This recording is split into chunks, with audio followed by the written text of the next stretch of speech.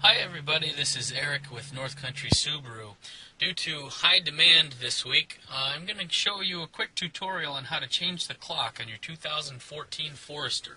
It's come to our attention that the instruction manual doesn't necessarily lay out all the things that we need to know. So we're going to start right down here with your main data screen buttons.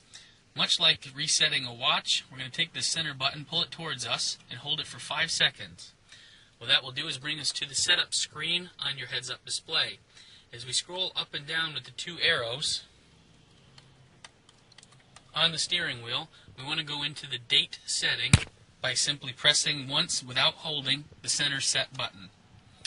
As you do so, that brings us into a second screen where we list the date again, birthday, anniversary, and daylight savings time. Ironically, the simpler and probably more accurate method is not adjusting the daylight savings time, but rather scrolling back up to the date tab and pulling in one more time. Within the date setting, there's a couple things we can change. First of all, this car being brand new is still set to the military time standard.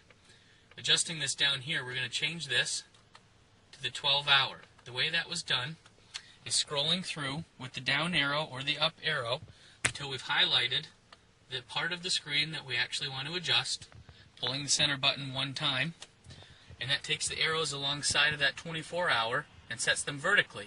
That is now how we use the up and down arrow to make adjustments. Setting this to the 12-hour, then hitting the center set button one time, allows us to leave that as a 12-hour clock. As the date and calendar of the car is adjusted by the obvious time that is set there, and it is in the afternoon, we actually want to set this to a military time. So because it is actually 1:59, about to turn 2 o'clock, and we need to adjust this clock, we're actually going to take this and change this until we actually reach the 13.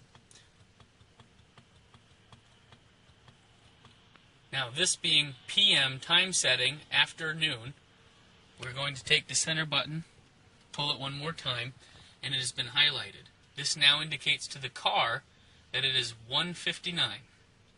One of the mistakes made by the book is that a lot of people have told me that they hold down the center button for another 5 seconds in order to set the clock now that they have the time setting, and this is incorrect.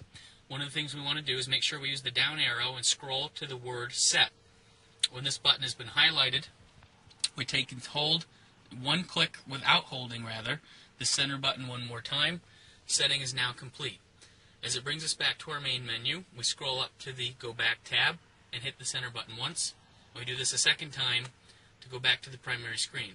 We're now listed as 1 minute till 2 o'clock, but what's accurate about this now is that the date will adjust at midnight, not at noon, because we've changed that to 13 instead of 1 o'clock.